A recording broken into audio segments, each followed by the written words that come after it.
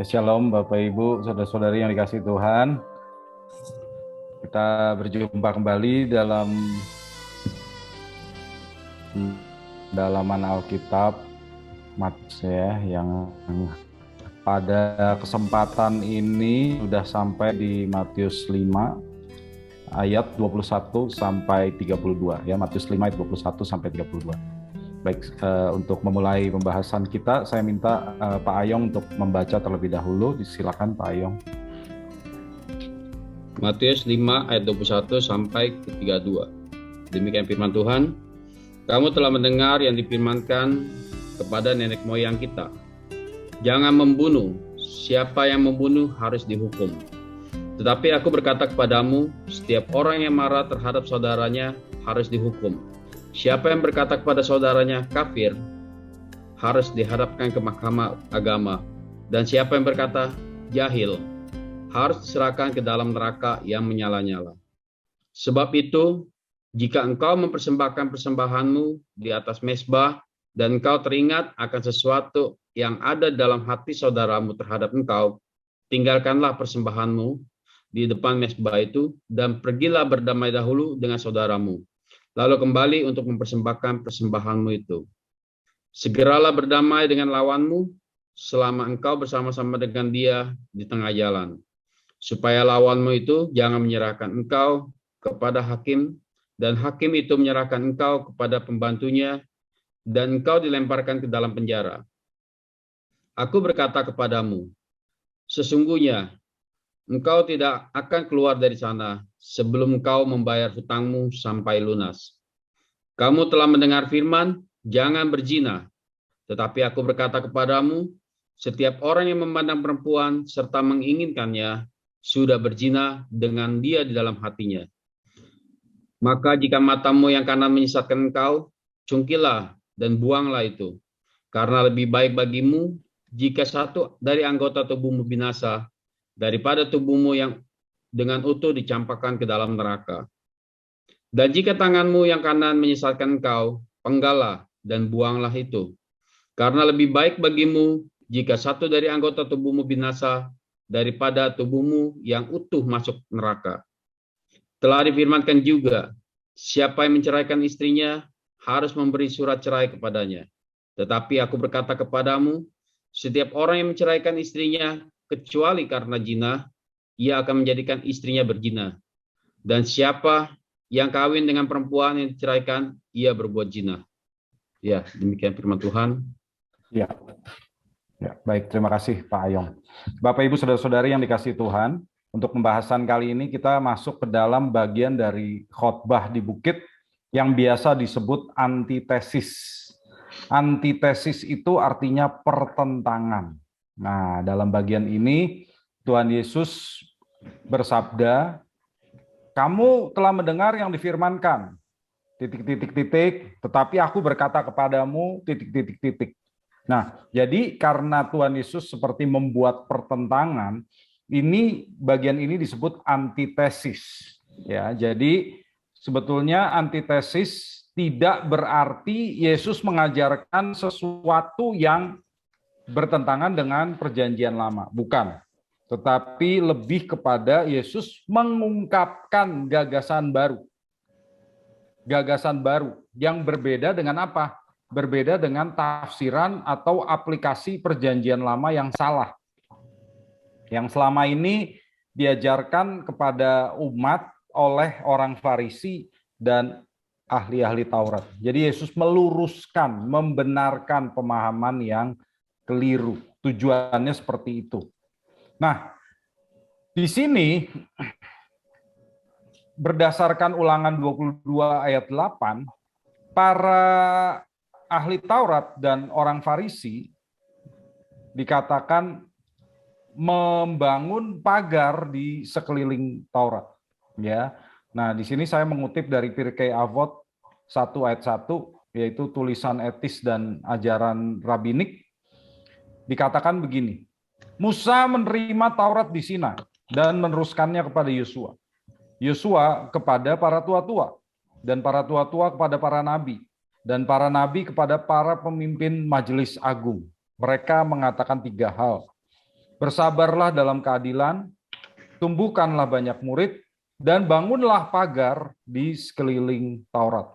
Nah, jadi di sini, Bapak Ibu, para rabi membangun pagar di sekeliling Taurat dengan tujuan melindungi perintah Allah. Ya, jadi yang dimaksud pagar itu adalah aturan-aturan baru yang dibuat oleh para nabi yang menjaga supaya jika orang-orang melakukan aturan-aturan yang dibuat oleh para rabi itu, mereka tidak akan melanggar perintah Allah yang sesungguhnya. Kalau sampai aturan baru itu dilanggar, mereka masih belum melanggar perintah Allahnya. Jadi, sang rabi itu berusaha agar para murid tidak melanggar perintah Allah dengan tidak sengaja. Ya. Nah, pagar ini biasa disebut humra.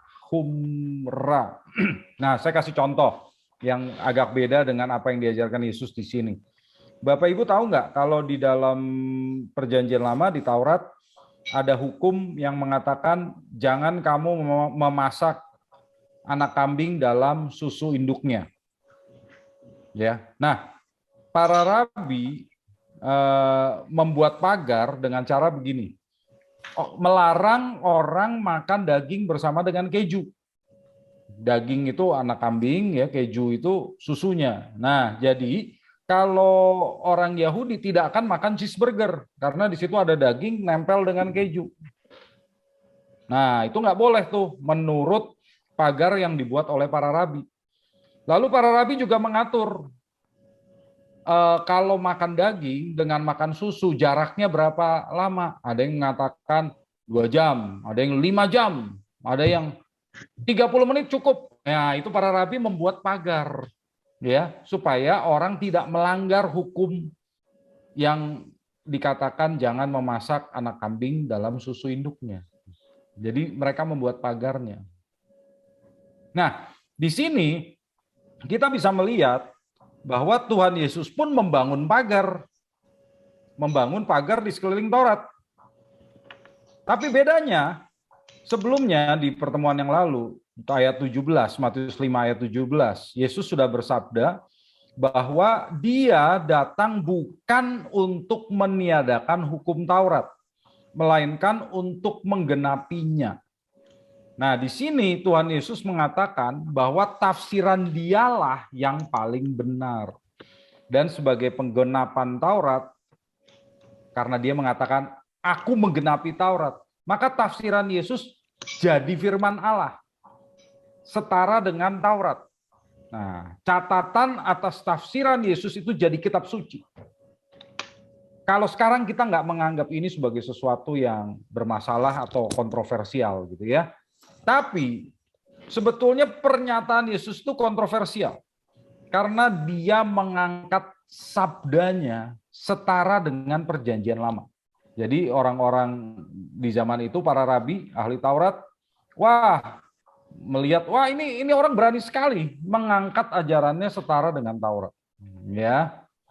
Nah, di sini kita akan belajar bahwa Tuhan Yesus menjelaskan bahwa rohnya hukum Taurat yang menghasilkan tafsiran yang benar itu adanya dalam hati orang.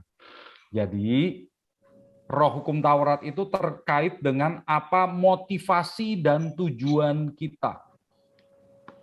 Tuhan Yesus berkata bahwa kita melakukan Taurat bukan hanya karena tertulis demikian. Ya. Jadi orang-orang Yahudi di situ memandang bahwa Yesus ya atau Rabi Yeshua juga membangun pagar di sekeliling Taurat. Tapi ada perbedaannya. Ada perbedaannya. Pagar yang dibangun Yesus pasti benar karena dia berangkat dari roh hukum Taurat yang sesungguhnya, yang menjadi alasan mengapa Allah Bapa memberikan hukum Taurat kepada manusia. Jadi pagar yang dibuat Yesus sudah pasti benar, Bapak Ibu. Ya, mari kita lihat ya. Hukum pertama yang dibahas oleh Tuhan Yesus. Baik, hukum pertama yang dibahas oleh Tuhan Yesus adalah jangan membunuh di ayat Matius 5 ayat 21. Dalam bahasa aslinya di Dekalog dikatakan lo tirtsah. Lo tirtsah. Dia Keluaran 20 ayat 13 ya bunyinya jangan membunuh gitu ya. Lo tirtsah. Nah, di sini Bapak Ibu, kata membunuh dalam Keluaran 20 ayat 13, akar katanya adalah ratsah. Ratsah. Yang berarti membunuh dengan kesengajaan dan perencanaan. Ya. Jadi dalam bahasa Inggris diterjemahkan do not murder, bukan do not kill. Beda loh, murder sama kill beda. Kalau dalam bahasa Indonesia sama-sama membunuh. Tapi dalam bahasa Inggris beda. Ini murder, bukan kill. Sementara dalam bahasa Ibrani ada 7 kata yang artinya membunuh. Nah, kan kita bingung kan. Ada 7 loh kata yang artinya membunuh. Jadi kalau dalam perintah di Dekalog itu dikatakan jangan membunuh, lo tirtsah, yang akar katanya ratsah, kata ratsah itu membunuh dengan perencanaan. Jadi tidak termasuk, pertama, membunuh binatang. Itu tidak termasuk hukum ini. Karena orang membunuh binatang untuk dimakan. Kedua, menghukum mati orang yang bersalah. Itu juga tidak termasuk dalam hukum ini. Ketiga, membunuh karena membela diri. Itu juga tidak termasuk. Itu katanya berbeda. Nomor 4, membunuh secara kecelakaan atau tidak sengaja. Itu juga tidak termasuk. Dan yang kelima, membunuh dalam perang. Itu juga tidak termasuk. Jadi Bapak Ibu nggak usah pusing. Ya, katanya jangan membunuh. Tapi dalam perang orang saling membunuh. Lah itu perang namanya gitu loh. Ya. Itu tidak termasuk dalam hukum jangan membunuh. Ya, bahkan dari perjanjian lama pun itu tidak termasuk. Jadi kita harus ngerti maksudnya membunuh dengan sengaja dan perencanaan. Do not murder. Ya. Dan di sini Bapak Ibu, hukuman atas pembunuhan berencana itu pasti hukuman mati. Ya, coba kita lihat Keluaran 21 ayat 12. Keluaran 21 ayat 12. Siapa yang memukul seseorang sehingga mati, pasti ia dihukum mati. Ya, jadi orang yang memukul seorang sampai mati, membunuh, itu dihukum mati. Ya, jadi hukuman atas pembunuhan itu adalah hukuman mati. Ya, tapi pembunuhan berencana maksudnya. Nah, di sini Bapak Ibu, jangan membunuh itu termasuk dalam hukum Nuh, bukan hukum Taurat loh. Apa bedanya hukum Nuh dengan hukum Taurat? Hukum Taurat itu diberikan hanya kepada orang Yahudi. Sementara orang Yahudi percaya bahwa hukum Nuh itu diberikan oleh Allah kepada semua manusia. Perintahnya cuma 7 kalau hukum Nuh. Ya, perintahnya hanya 7. Kalau hukum Taurat perintahnya 613. Nah, salah satu dari 7 perintah dalam hukum Nuh adalah jangan membunuh.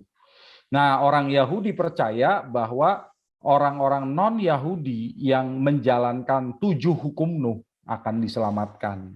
Jadi, kalau orang non-Yahudi nih, seperti kita, gitu cukup jalanin 7 hukum aja. Bukan 613 ya. Di sini hukum Nuh itu ditetapkan dalam Kejadian 9 ayat 6. Jadi sebelum air bah. Jadi hukum Nuh ini Kejadian 9 ayat 6. Kejadian 9 ayat 6. Siapa yang menumpahkan darah manusia, darahnya akan tertumpah oleh manusia. Sebab Allah membuat manusia itu menurut gambarnya sendiri. Ya, jadi Bapak Ibu, ini loh roh hukum Taurat itu. Ya. Mengapa sih pembunuhan itu dilarang? Karena manusia diciptakan menurut gambar Allah. Itu alasannya. Jadi kalau kita membunuh orang, berarti kita tidak menghargai gambar Allah yang ada pada manusia. Ya, ini terlepas dari apakah gambar Allah itu, ya. Tapi kita percaya bahwa manusia diciptakan menurut gambar Allah. Jadi membunuh orang berarti tidak menghargai gambar Allah. Itu alasannya. Mengapa membunuh itu dosa yang sangat berat. Nah, di sini Tuhan Yesus mengatakan bahwa semangat membunuh atau ingin menghilangkan nyawa orang lain itu sebetulnya tidak hanya terdapat dalam pembunuhan secara fisik, tapi juga kemarahan. Karena itulah Tuhan Yesus berkata, tetapi aku berkata kepadamu, ya di ayat 22, setiap orang yang marah terhadap saudaranya harus dihukum. Siapa yang berkata kepada saudaranya kafir harus dihadapkan ke mahkamah agama, dan siapa yang berkata jahil harus diserahkan ke dalam neraka yang menyala-nyala. Jadi di sini semangat menghilangkan nyawa orang lain itu, semangat untuk tidak menghargai gambar Allah itu ada juga dalam kemarahan. Nah, itulah sebabnya Tuhan Yesus berkata orang yang marah itu sama dengan membunuh. Oke? Kita lihat di sini ya. Kemarahan. Di ayat 22 tadi. Kita melihat bahwa kemarahan itu, kemarahan yang tidak semestinya tentunya, adalah akar dari pembunuhan. Ya, kemarahan itu tentu wajar karena kemarahan adalah reaksi alami apabila seseorang merasa tersinggung, merasa terancam, merasa dilukai, gitu kan? Siapa yang di sini nggak pernah marah? Ada nggak? Loh, kan nggak ada, gitu ya. Saya juga pernah marah. Tapi yang sama dengan pembunuhan itu adalah kemarahan yang tidak semestinya. Coba kita lihat 1 Yohanes 3 ayat 15. 1 Yohanes 3 ayat 15. 1 Yohanes 3 ayat 15. Setiap orang yang membenci saudaranya adalah seorang pembunuh manusia. Dan kamu tahu bahwa tidak ada seorang pembunuh yang tetap memiliki hidup yang kekal di dalam dirinya. Oke, ya. Jadi kemarahan menghasilkan kebencian, dan kebencian itu setara dengan pembunuh manusia. Ya. Karena kalau kita marah tidak semestinya, marah tidak pada tempatnya, artinya kita tidak menghargai orang lain sebagai gambar Allah. Seperti tadi kita udah lihat di Kejadian 9 ayat 6. Kalau kemarahan yang pada tempatnya tidak dilarang, Efesus 4 ayat 26. Kita lihat, Efesus 4 ayat 26. Silakan coba. Efesus 4 ayat 26.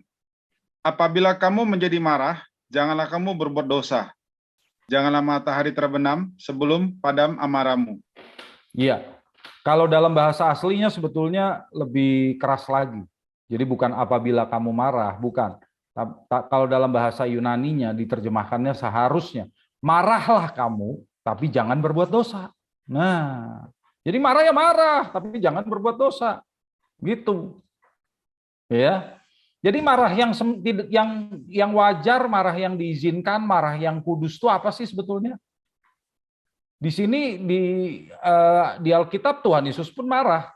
Jadi ada beberapa contoh kemarahan yang kudus. Ya, saya nggak berpanjang-panjang di sini karena itu bisa jadi satu khotbah sendiri gitu tentang kemarahan ya.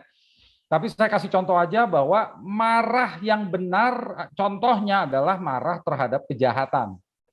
Jadi kalau ada orang lain berbuat jahat, nah pantas untuk kita marah. Ya, kalau ada orang lain melakukan pelecehan seksual, apalagi kepada anak kecil, nah mendengar itu pantas kita marah, karena itu kejahatan yang dibenci oleh Allah. Kemudian marah terhadap dosa.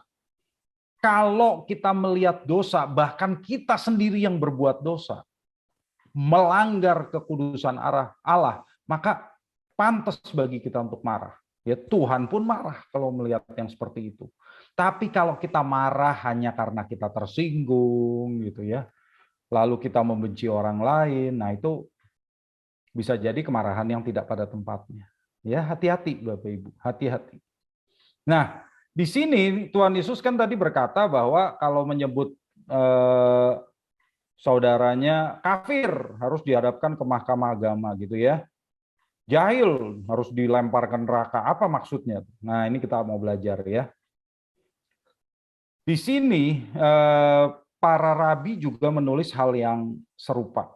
Jadi begini, orang yang menyebut orang lain budak harus dikucilkan. Orang yang menyebut orang lain anak haram harus dihukum dengan 40 kali pukulan. Itu dari Talmud. Ya, para rabi menulis di Kiddushin 28a ayat 5. Jadi para rabi juga mengajarkan hal yang sama dengan Tuhan Yesus. Kemarahan itu hukumannya berat. Ya. Jadi kalau marah, marahlah pada tempatnya. Menahan marah juga nggak baik secara psikologis. Coba tanya sama psikolog. Kalau memang kita melihat kejahatan, ya marah. Tapi marah yang pada tempatnya, marah yang semestinya. Kalau kita marah tidak pada tempatnya, itulah yang sama dengan pembunuhan. Ya, Bapak Ibu. Baik, sebelum kita masuk ke apa artinya tadi kafir, jahil, coba kalau ada pertanyaan dulu silakan Bapak Ibu supaya tidak lupa. Ya, silakan. Pak Mak, Ya, silakan Pak Yong. ada satu pertanyaan tadi. Pak Mak bilang kalau misalnya ada seorang marah karena sebuah kejahatan, itu hal yang wajar. Kita wajib boleh marah gitu ya Pak Mak ya.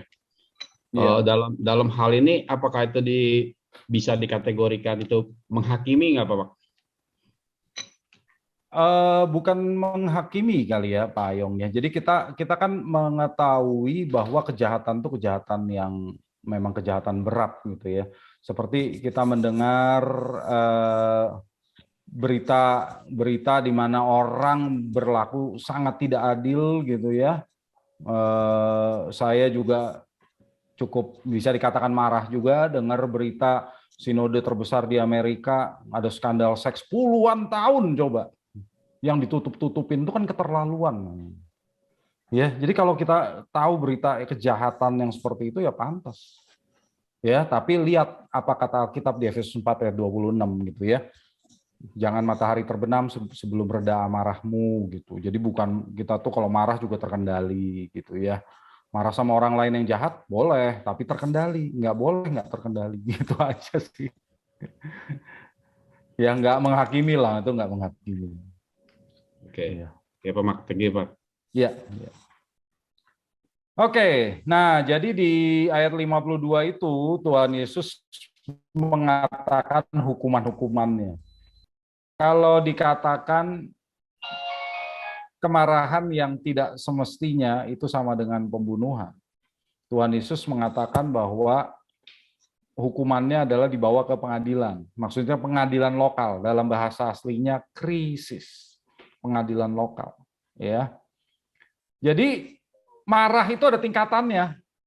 Tidak semua kemarahan sama. Kalau orang sudah marah tidak pada tempatnya, dibawanya ke pengadilan lokal. Kalau berikutnya dikatakan kalau mengatakan saudaranya kafir, itu akan dibawa ke mahkamah agama. Sebetulnya dalam bahasa aslinya mengatakan kepada saudaranya raka. Raka itu bahasa Aram, artinya kepala kosong, ya, kepala kosong. Raka. Ini dibawa ke mahkamah agama atau Sanhedrin, ya. Jadi Bapak Ibu, di sini kalau kita melihat ya, dalam budaya Yahudi, nama itu dipandang sama dengan pribadi orang. Kalau kita menyebut orang lain raka, itu berarti menghilangkan identitas pribadinya. Berarti kita sudah menista gambar Allah yang ada dalam dirinya. Jadi penghinaan itu berat di dalam budaya Yahudi. Ya, kesalahan ini setingkat dengan pembunuhan yang layak dibawa ke Sanhedrin. Coba. Lalu tingkatan yang ketiga, tingkat kemarahan yang ketiga, bukan cuma penghinaan. Tapi di sini orang mengatakan kepada orang lain moros. Moros itu artinya idiot, ya, idiot.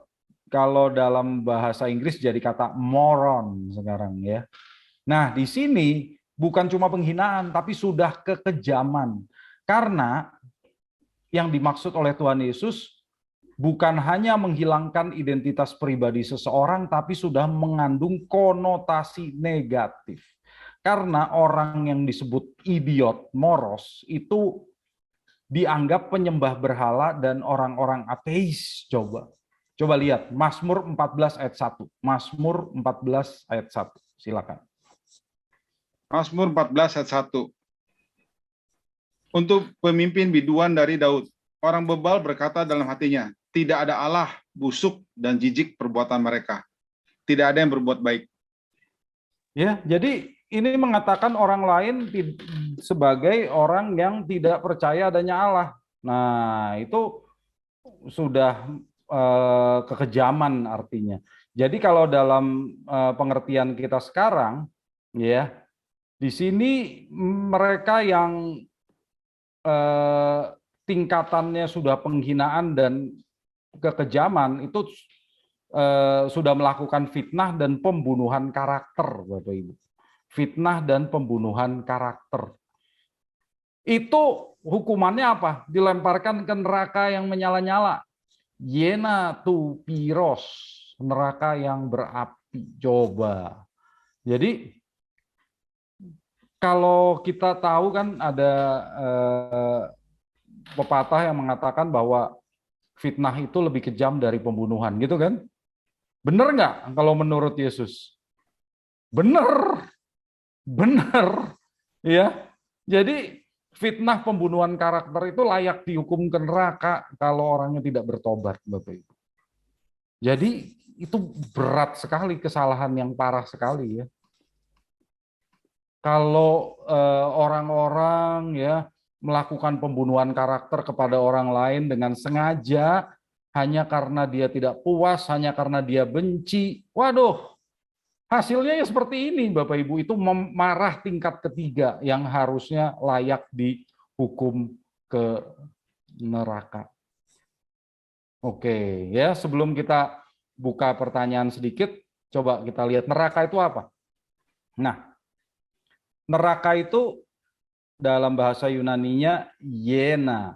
Yena, biasa orang sebut Gehenna gitu ya, tapi sebenarnya orang Yunani bacanya Yena. Artinya itu lembah Hinnom, dalam bahasa Ibrani Gehinnom. Ini adalah tempat pengorbanan, Bapak Ibu. Yeremia 7 ayat 31. Coba kita lihat Yeremia 7 ayat 31. Yeremia 7 ayat 31. Mereka telah mendirikan bukit pengorbanan yang bernama Tofet di lembah Ben Hinnom untuk membakar anak-anaknya lelaki dan perempuan.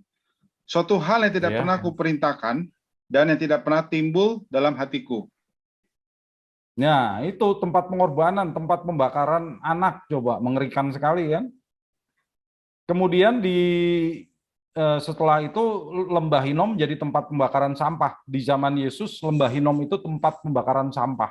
Makanya apinya tidak pernah padam karena sampah dari Yerusalem dibakar di sana. Ya. Nah, di zaman intertestamental antara perjanjian lama dengan perjanjian baru, penulis-penulis Yahudi mulai menyebut tempat penghukuman kekal dengan lembah Hinnom. Itu dari 4 Ezra 7 ayat 36. Ini bukan kitab Ezra ya, ini kitab intertestamental. Ya. Jadi Bapak Ibu, api yang menyala di lembah Hinnom itu jadi gambaran neraka kekal. Ini hanya lambang. Ini yang namanya lembah Hinnom itu seperti ini. Jadi di Yerusalem, ya, di kota tua itu dikelilingi lembah dan salah satunya lembah Hinnom. Sekarang seperti ini gambarnya, nggak ada apinya lagi sekarang, ya. Jadi malah ditumbuhi pohon-pohon sekarang. Tapi dulu di sini itu tempat pembakaran mayat, tempat pembakaran sampah, ya. Jadi lambang dari neraka. Nah, karena itu Bapak Ibu ingat, Bukan hanya pembunuhan fisik yang dihukum oleh Allah. Pembunuhan karakter atas dasar kemarahan dan kebencian adalah kejahatan yang sangat parah di mata Tuhan, yang pantas mendapatkan hukuman kekal kalau tidak bertobat. Baik, ada pertanyaan dulu? Saya boleh, Pak Mar? Silakan, Pak. Tanya. Silakan. Silakan, Pak. Oke, baik. Ya, makasih Pak Mar. Saya mau tanya Matius 5:22 ini, apakah ini juga sama ya Pak? Kayak ya Pak dengan pengajaran Tuhan Yesus ketika Tuhan Yesus tuh ketemu dengan orang-orang Farisi, ahli Taurat di Matius 15. Konteksnya juga kalau LAI kasih judul perikop itu perintah Allah dan adat istiadat Yahudi. Karena dan di 5 tadi itu konteksnya adalah mengenai hukum Taurat juga ya Pak ya. Iya. Di ayat 18 di Matius 15 itu Yesus berkata bahwa tetapi apa yang keluar dari mulut itu berasal dari hati. Dan itulah yang menajiskan orang. Ayat 19-nya, karena dari hati timbul segala pikiran jahat, pembunuhan. Nah, saya lihat katanya juga sama ya Pak. Akar katanya yang di Matius 5 gitu ya Pak ya. Kan pasti apa yang keluar dari hati ini termanifestasi atau dikonvert menjadi kata-kata kan Pak ya. Keluar dari mulut, apa yang keluar dari mulut itu ya berupa kata-kata gitu. Benar. Dan yang mengandung, Tuhan Yesus katakan itu dari situ, dari hati yang dikonversi jadi kata-kata itu mengandung pikiran jahat dan pembunuhan dan persinahan juga. Iya. Mohon penjelasannya Pak Mat. Makasih. Iya. Ya, terima kasih Pak Wardes. Iya, apa yang disampaikan oleh Tuhan Yesus di Matius 15 ayat 18-19 ini sebetulnya adalah roh hukum Taurat itu yang dikatakan oleh Tuhan Yesus. Jadi orang-orang Yahudi, ya, para ahli Taurat dan orang Farisi itu mengajarkan orang untuk melakukan hukum karena tertulis demikian. Bahkan memagarinya supaya orang-orang itu nggak melanggar, tapi hanya karena tertulis demikian. Jadi mereka membuat pagar-pagar yang sebetulnya tidak dikehendaki oleh Allah. Ya, supaya orang nggak melanggar hukum sesungguhnya, mereka buat pagar lagi, tapi pagarnya itu beda dengan apa yang dikehendaki oleh Allah. Pagarnya itu apa yang dilakukan secara fisik. Padahal intinya adalah hati, intinya adalah motivasi. Jadi kalau hatinya jahat, maka perbuatan jahat. Kalau hatinya benar, maka perbuatan yang keluar pun jadi benar. Itu yang ingin Tuhan Yesus sampaikan. Karena itulah Tuhan Yesus membuat pagarnya beda dengan orang Farisi dan ahli Taurat. Pagar yang dibangun Yesus itu akarnya apa? Dari hati. Jadi Tuhan Yesus itu mengatakan bahwa yang jadi masalah itu adalah hatinya. Kalau orang membunuh, itu karena dari hatinya yang mau membunuh. Hatinya yang marah, nah itulah akar dari pembunuhan, setara dengan pembunuhan. Jadi, betul di situ ada pikiran jahat, ya, mencakup pembunuhan, perzinaan, percabulan, dan seterusnya. Yang bentar sesudah ini kan kita akan bahas perzinahan. Betul, itu akarnya dari hati. Jadi Tuhan Yesus mengatakan, hatimu yang masalah. Bukan kamu cuma melihat, oh, pokoknya tertulis demikian lakukan. Bukan, hatinya. Kalau hatinya udah benar, pasti perbuatannya benar kok. Gitu ya Pak Wardes. Baik Pak Mat, makasih Pak Mat. Ya. Oke, lalu ini tambah seru. Kok saya bilang tambah seru? Lihat aja nih ya, ayat 23 dan 24.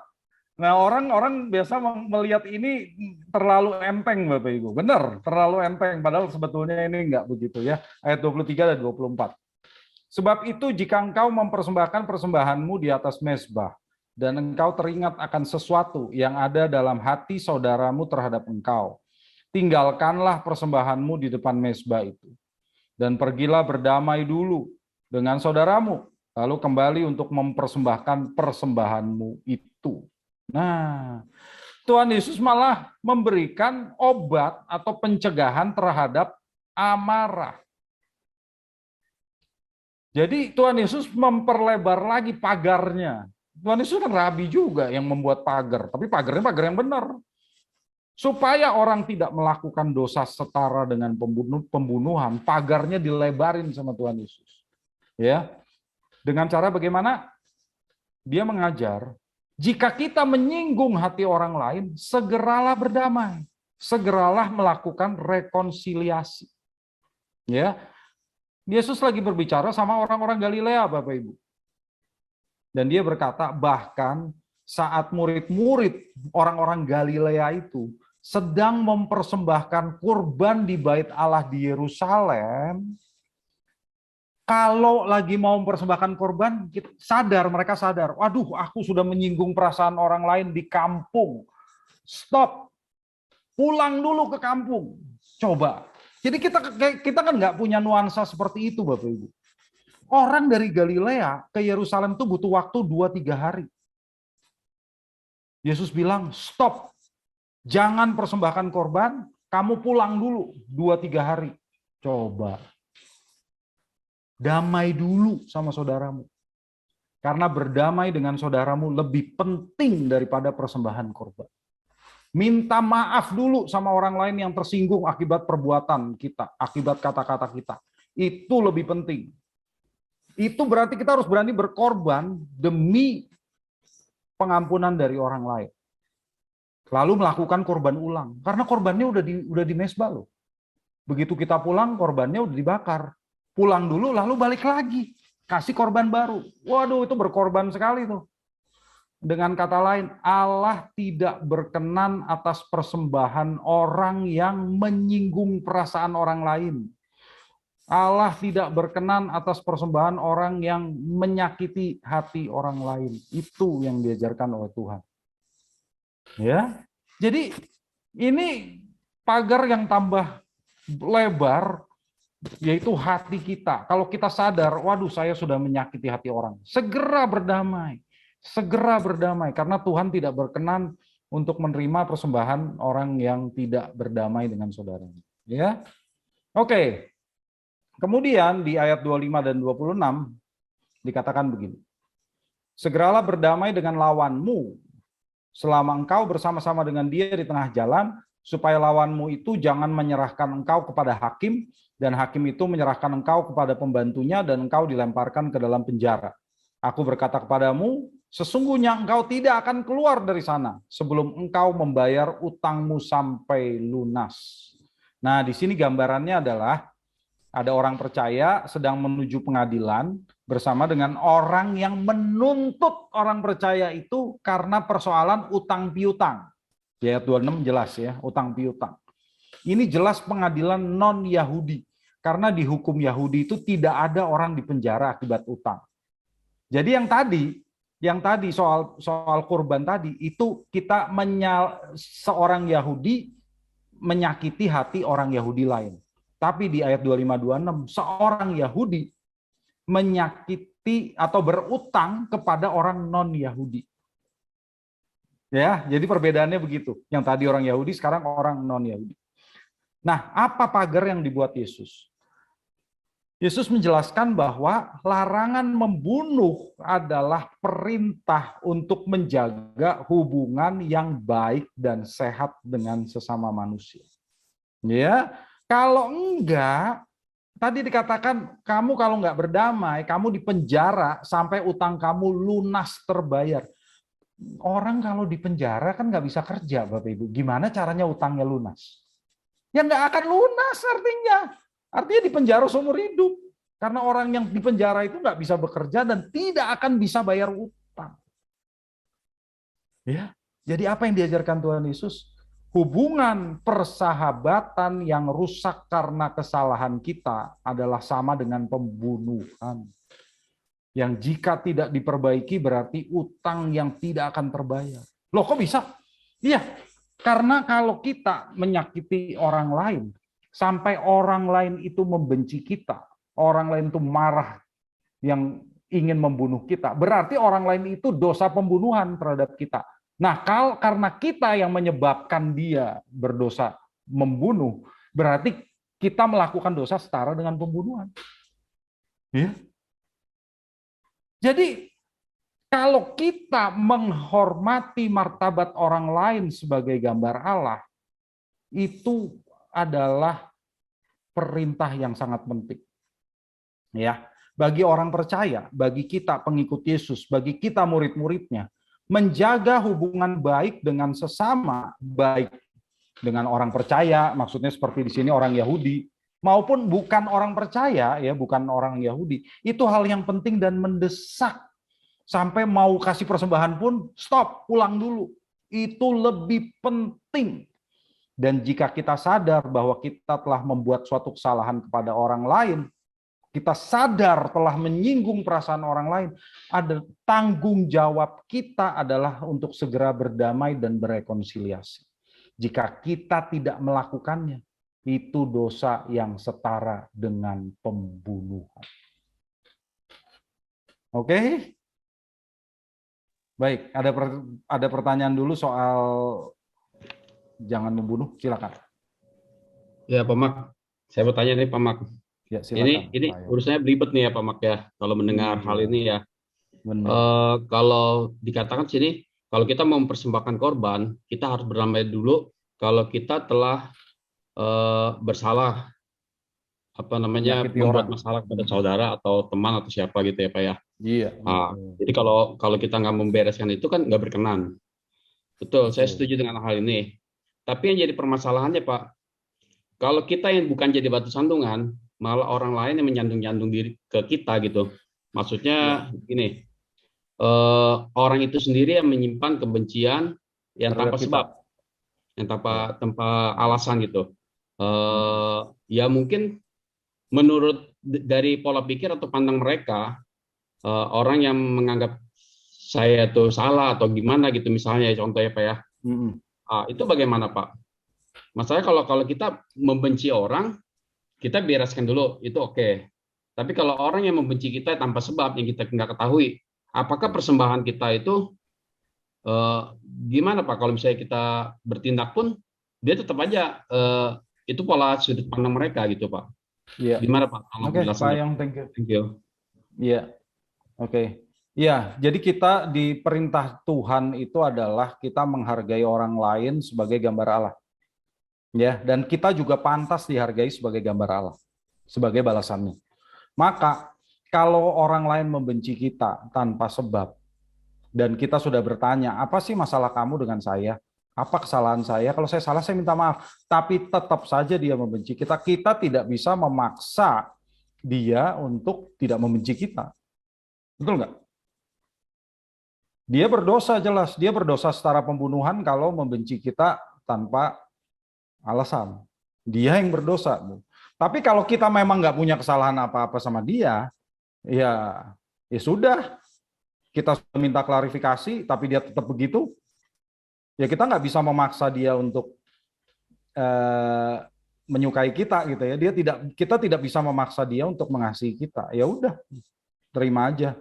Itu bukan sesuatu yang termasuk dalam ajaran Tuhan Yesus di sini. Jadi yang tadi dikatakan oleh Tuhan Yesus itu karena memang kita yang salah sama orang lain. Kita yang salah kepada orang lain, maka kita harus segera berdamai. Begitu kita sadar, ya segera berdamai. Gitu. Kalau kitanya nggak sadar, gimana? Ya harus tunggu sadar. Oke, Pak Mak. Artinya kita nggak perlu terintimidasi gitu, Pak ya? Nggak perlu. Dan juga kita nggak perlu beres gitu ya, Pak?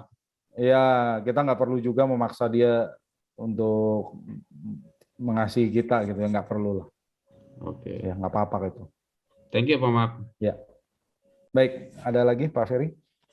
Pak Mak, berhubungan dengan koin tadi, Pak Mak bilang kan itu harus terjadi rekonsiliasi ya. Jika kita menyadari ada sebuah kesalahan mungkin dalam ucapan atau dalam tindakan, kita melakukan rekonsiliasi. Tujuannya kita ingin melepas beban ini agar kita boleh layak di hadapan Bapa. Tapi di saat rekonsiliasi itu terjadi, pihak lawannya itu pihak yang sananya belum bisa menerima. Nah, itu bagaimana, Pak? Kan belum selesai itu, Pak. Sama Iya. kayak kejadian Koayong gitu. Iya, kalau tadi yang kejadian yang disebut Koayong itu justru orang sananya malah benci kita tanpa sebab gitu ya. Tapi kalau memang kita salah, nggak apa-apa, kita minta maaf aja. Ya, tugas kita hanya kita minta maaf, kita ngakuin kesalahan kita. Udah. Tapi apakah pihak sana mengampuni kita, mau berdamai dengan kita atau enggak, ya nggak apa-apa. Kita terima. Kalau dia nggak mau mengampuni kita, dia nggak mau berdamai dengan kita, ya kita terima aja. Memang itu kesalahan kita kok. Nggak masalah gitu ya. Jadi kita sudah melakukan bagian kita, yaitu kita berdamai, mau berdamai dengan dia. Apakah Tuhan berkenan? Berkenan, karena kan yang dilihat hati kita. Hati kita adalah hati yang menghargai orang lain sebagai gambar Allah gitu kan. Tapi kalau orang lain itu jadi nggak menghargai kita, ya udah, terima aja. Memang karena kesalahan kita gitu. Gitu ya, Pak Ferry ya. Terima kasih, Pak Mak. Ya. Ya, itu tentang pembunuhan, Bapak Ibu. Kalau sudah nggak ada pertanyaan tentang pembunuhan, kita masuk ke berikutnya, tentang perzinaan. Wah, lebih serem lagi. Oke. Ya, kita lanjut ya. Nanti ya, kalau belakangan biasa banyak pertanyaan ya. Oke. Di sini Tuhan Yesus berkata ya di Matius 5 ayat 27 dan 28, kamu telah mendengar firman, jangan berzina.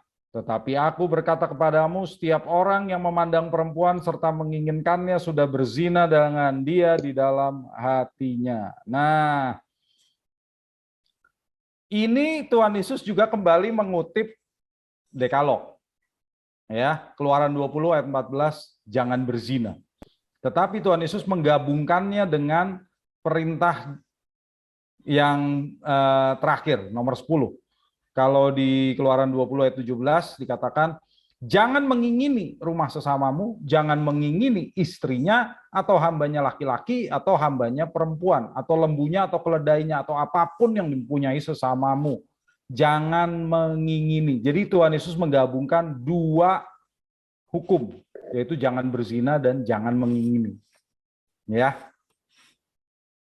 Nah, berzina itu apa? Nah, kita harus tahu Bapak Ibu bahwa yang dimaksud berzina menurut agama Yahudi, menurut orang Yahudi di zaman dulu sampai sekarang, ya termasuk di zaman Yesus, adalah hubungan seks yang disetujui bersama.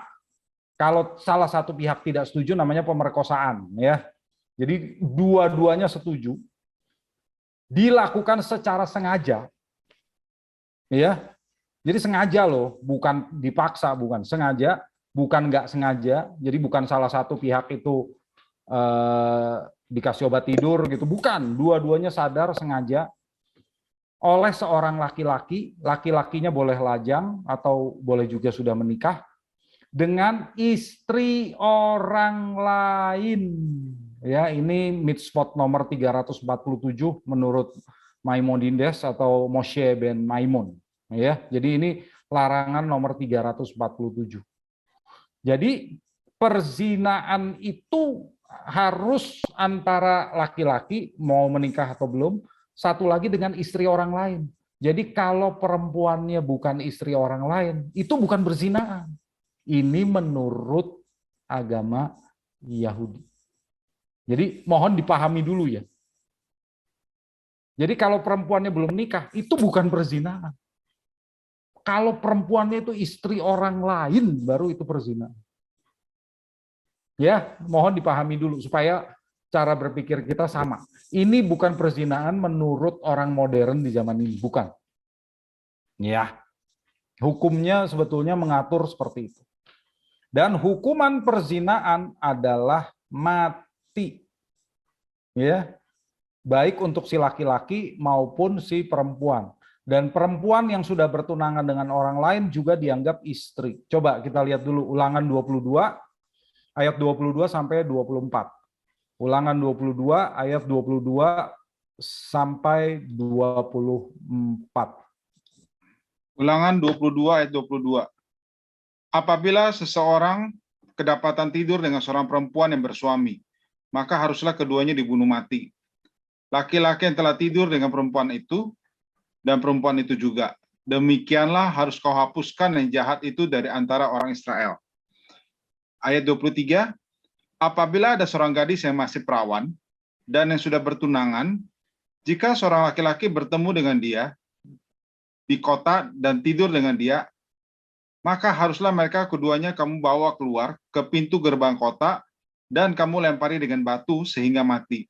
Gadis itu karena walaupun di kota, ia tidak berteriak-teriak, dan laki-laki itu karena ia telah memperkosa istri sesamanya manusia. Demikianlah harus kau hapuskan yang jahat itu dari tengah-tengahmu. Bapak Ibu, itu jelas ya. Jadi di sini istri orang lain dan juga orang yang sudah bertunangan dengan orang lain. Nah, di sini kita juga melihat bahwa larangan untuk berzina itu juga adalah salah satu dari hukum Nuh yang menurut orang Yahudi berlaku universal bagi semua manusia. Ya. Nah, di sini kita juga melihat ya bahwa Maimonides berkata begini, pelanggaran dari perintah Allah disebut juga kenajisan atau pencemaran. Istilah ini khususnya digunakan untuk kejahatan-kejahatan paling utama dan pokok, yaitu penyembahan berhala, perzinaan, dan pembunuhan. Ini 3 dosa paling utama dalam agama Yahudi. Ya. Kalau orang Yahudi harus memilih antara melakukan dosa ini, penyembahan berhala, perzinaan, pembunuhan, atau kematian. Jadi maksudnya, kamu harus membunuh orang itu, kalau enggak aku yang bunuh kamu. Ya, atau kalau kamu enggak mau berzina gitu ya, atau kamu enggak mau menyembah patung ini, kamu akan mati. Nah, orang Yahudi kalau dihadapkan harus memilih untuk berdosa 3 dosa ini atau mati, harus pilih mati. Ya, jadi 3 dosa utama ini ya tidak boleh dilakukan bahkan jika diancam dengan hukuman mati. Kalau dosa-dosa yang lain ya dari Dekalog, kalau diancam dengan kematian, nyawa jadi taruhan, boleh ditoleransi. Itu menurut orang Yahudi. Tapi 3 ini nggak boleh. Lebih baik mati daripada melakukannya. Ya. Dan perzinaan itu adalah salah satu kejahatan paling berat dalam agama Yahudi. Kenapa? Rohnya apa sih? Rohnya adalah merusak hubungan yang mencerminkan hubungan Allah dan umatnya. Ini loh. Jadi kita harus tahu kenapa perzinaan itu dibenci oleh Allah. Yeskiel 16 ayat 32. Yeskiel 16 ayat 32. Yeskiel 16 ayat 32. Hai istri yang berzina, yang memeluk orang-orang lain, ganti suaminya sendiri. Ya, itu lihat ya. Jadi istri berzina, istri yang berzina. Nah, ini menggambarkan hubungan Allah dan umatnya. Coba kita lihat di Kejadian 39 ayat 9. Kejadian 39 ayat 9. Kejadian 39 ayat 9. Bahkan di rumah ini, ia tidak lebih besar kuasa daripadaku, dan tiada yang tidak diserahkannya kepadaku, selain daripada engkau, sebab engkau istrinya. Bagaimanakah mungkin aku melakukan kejahatan yang besar ini dan berbuat dosa terhadap Allah? Ya, ini ceritanya Yusuf sedang digoda oleh tante Potifar. Dan Yusuf dengan tegas berkata dosa ini adalah dosa terhadap Allah. Ya, itu menandakan bahwa perzinahan itu kejahatan berat dan langsung salahnya kepada Allah, bukan kepada manusia. Kemudian penulis Perjanjian Baru menggunakan pernikahan untuk mencerminkan hubungan Kristus dan jemaatnya di Efesus 5 ayat 32. Efesus 5 ayat 32. Silakan. Efesus 5 ayat 32. Rahasia ini besar, tetapi yang aku maksudkan ialah hubungan Kristus dan jemaat. Ya, jadi di situ Paulus menjelaskan dulu tentang tanggung jawab suami istri, lalu kemudian dia berkata, sebetulnya pernikahan itu mencerminkan hubungan Kristus dan jemaat loh. Kalau di perjanjian lama mencerminkan hubungan Yahweh dan umat Israel. Ya, jadi sama. Nah, itu alasannya mengapa perzinaan itu merupakan dosa berat. Ya, dosa berat. Tapi kita lihat nih, para rabi membuat pagar seperti apa sih tentang perzinaan? Para rabi membuat pagar seperti apa? Coba kita lihat. Nah, ini dari Berachot ya 24a ayat 15 sampai 17. Nah, kita lihat ya. Ini pagar yang dibuat oleh para rabi. Benar atau enggak nih? Coba kita lihat. Rabi Yitzhak berkata, sejengkal tubuh wanita yang tersingkap adalah aurat. Tuh. Ini kalau orang Yahudi Ortodoks tuh kayak begini nih.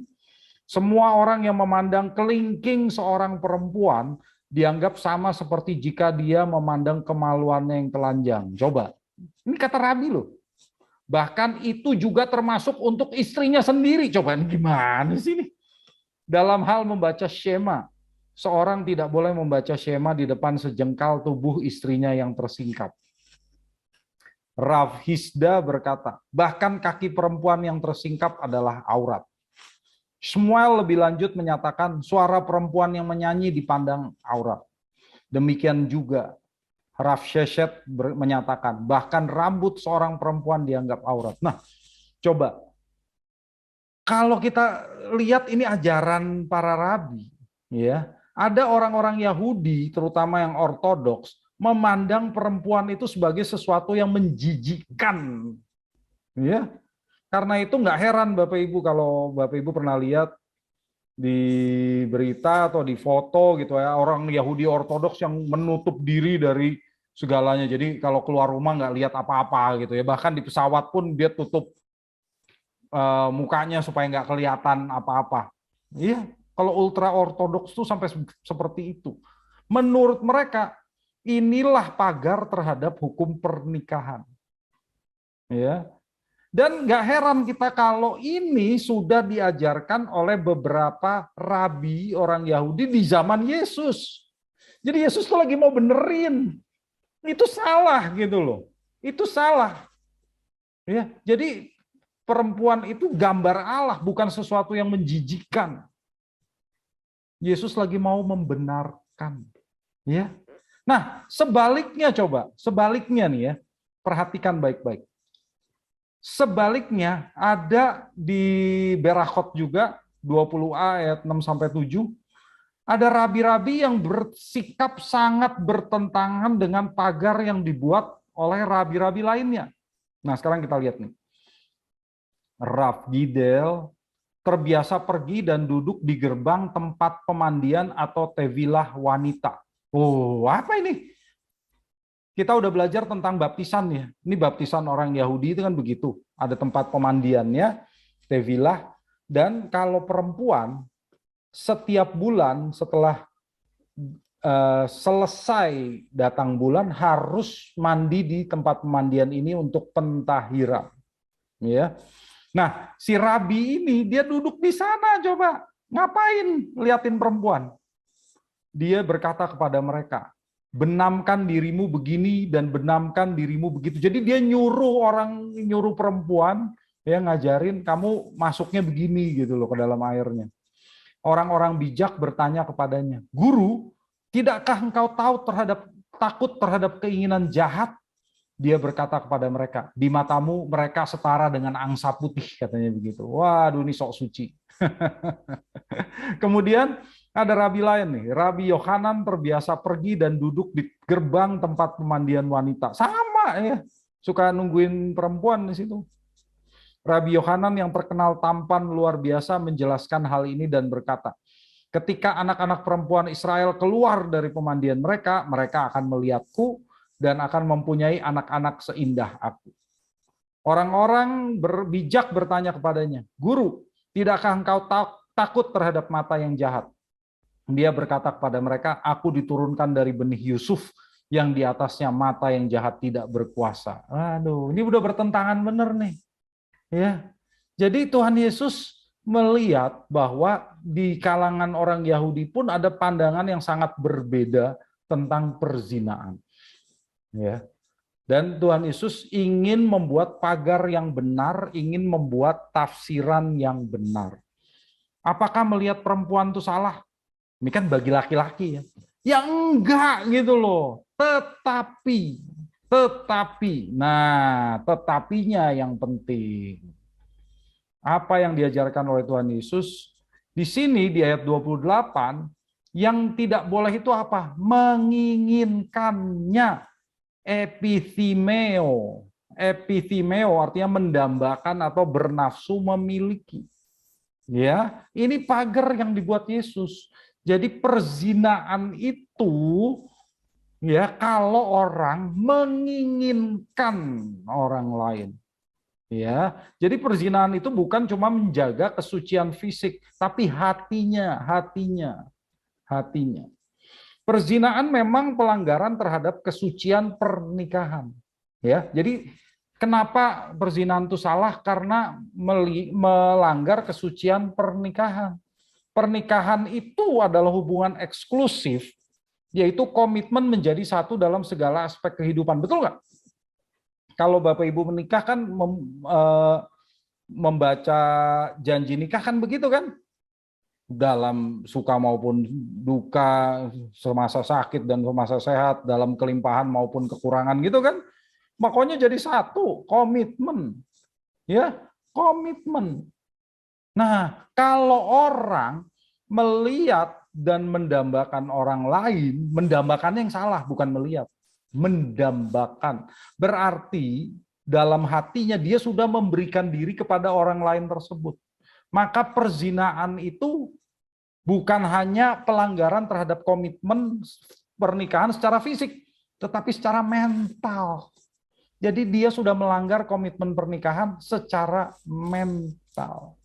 Coba kita lihat ya, kenapa Tuhan Yesus mengatakan bahwa melihat dan mendambakan itu salah. Asalnya dari ini, Yehezkiel 6 ayat 9. Yehezkiel 6 ayat 9. Coba kita lihat. Yehezkiel 6 ayat 9. Di sana di tengah-tengah bangsa-bangsa, kemana mereka dibawa tertawan. Orang-orang yang terluput dari antara kamu akan mengingat kepadaku. Tak kala aku mengembalikan hati mereka yang berzina itu, yang sudah menjauh daripadaku dan mengalihkan mata mereka, yang selalu berzina dengan mengikuti berhala-berhala mereka.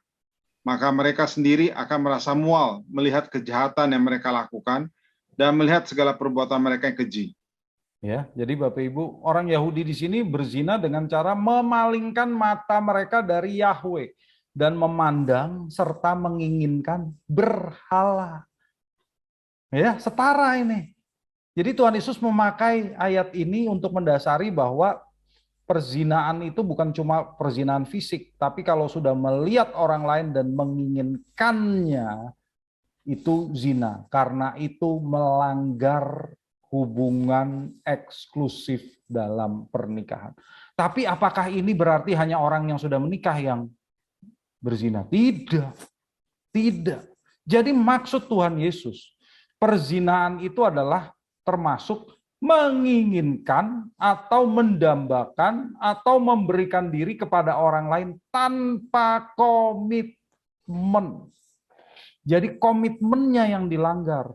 Kesucian pernikahan itu ada pada komitmen kedua belah pihak, kedua suami istri. Kalau orang sudah menginginkan orang lain tapi tidak ada komitmennya, berarti itu perzinaan. Dan ini tentu tidak hanya menginginkan lawan jenis loh. Jadi dari tadi saya nggak mengatakan melihat lawan jenis selalu menginginkan, enggak. Di zaman sekarang sesama jenis juga sama. Ya. Jadi kalau kita lihat roh dari hukum Taurat ini yang diajarkan oleh Tuhan Yesus, intinya adalah komitmen. Kalau orang mengingini orang lain tanpa komitmen, itu perzinaan.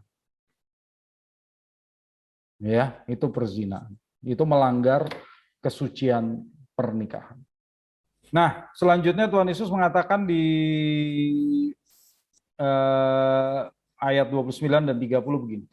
Maka jika matamu yang kanan menyesatkan kamu, menyesatkan engkau, cungkilah dan buanglah itu, karena lebih baik bagimu jika satu dari anggota tubuhmu binasa daripada tubuhmu dengan utuh dicampakkan ke dalam neraka. Dan jika tanganmu yang kanan menyesatkan engkau, penggalah dan buanglah itu. Karena lebih baik bagimu jika satu dari anggota tubuhmu binasa daripada tubuhmu dengan utuh masuk neraka. Waduh. Kenapa disebut yang kanan, Bapak Ibu? Karena sebagian besar kan orang itu mengandalkan tangan kanan. Berarti yang dimaksud itu adalah mata dan tangan yang paling penting, ya, kanan. Dan sebetulnya di sini Tuhan Yesus menggemakan Ayub 31 ayat 7 sampai 11. Jadi ini semua sebetulnya sudah ada di Perjanjian Lama, Bapak Ibu. Ya, coba kita lihat Ayub 31 ayat 7 sampai 11. Tuhan Yesus hanya ingin mengajarkan yang benarnya itu bagaimana. Di Perjanjian Lama sudah ada. Ayub 31 ayat 7. Jikalau langkahku menyimpang dari jalan, dan hatiku menuruti pandangan mataku, dan noda melekat pada tanganku, maka biarlah apa yang kutabur dimakan orang lain, dan biarlah tercabut apa yang tumbuh bagiku. Jikalau hatiku tertarik pada perempuan, dan aku menghadang di pintu sesamaku, maka biarlah istriku menggiling bagi orang lain, dan biarlah orang-orang lain meniduri dia. Karena hal itu adalah perbuatan mesum, bahkan kejahatan yang patut dihukum oleh hakim. Ya, coba sampai kayak begitu tuh di Perjanjian Lama. Jadi Tuhan Yesus sebetulnya menggemakan apa yang sudah ada di Perjanjian Lama. Kenapa disebut mata dan tangan, Bapak Ibu? Nah, mata itu kan jalan masuk bagi pencobaan. Ya, karena melihat. Jadi mata itu adalah jalan masuk bagi pencobaan itu untuk merangsang keinginan seseorang dan hawa nafsu seseorang.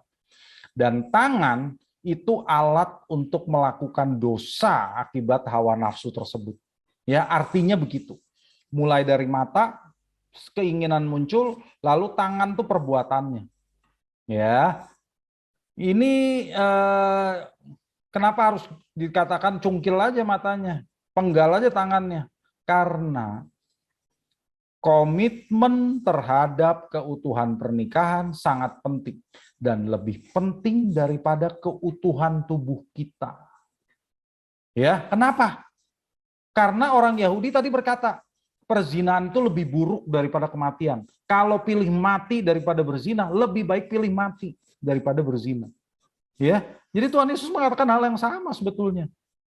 Lebih baik mati daripada berzina. Tapi orang hari ini berzina bisa seenaknya begitu ya. Padahal jelas Tuhan Yesus berkata lebih baik mati daripada berzina. Nah, tentu di sini Tuhan Yesus tidak mengajarkan murid-murid untuk melakukan mutilasi secara harfiah. Jadi nggak ada tuh benar-benar cungkil, benar-benar potong tangan, nggak ada. Apa sih maksudnya Tuhan Yesus? Kita harus rela melakukan segalanya demi menjaga kesucian dan keutuhan pernikahan. Itulah maksudnya. Jadi kita harus rela melakukan tindakan yang sangat ekstrim bahkan ya, supaya pernikahan kita utuh. Harus ekstrim. Contoh, kalau ada orang yang mulai menggoda gitu ya, orang yang mulai menggoda, dan kalau bahkan ada di antara Bapak Ibu yang sudah jatuh dalam dosa ini dengan orang itu, lakukan tindakan ekstrim itu.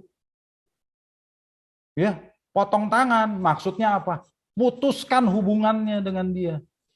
Delete kontaknya, buang, semua di blok, di WA di blok, teleponnya di blok, Facebooknya di blok, Instagram di blok, putuskan hubungan. Itu namanya tindakan ekstrim demi keutuhan dan kesucian pernikahan. Itulah tindakan yang dimaksud dengan mata dan tangan yang menyesatkan itu harus disingkirkan.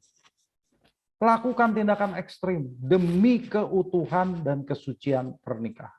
Ya, putusin hubungan dengan orang yang membuat Bapak Ibu berdosa. Putuskan, udah nggak ada jalan lain. Putuskan.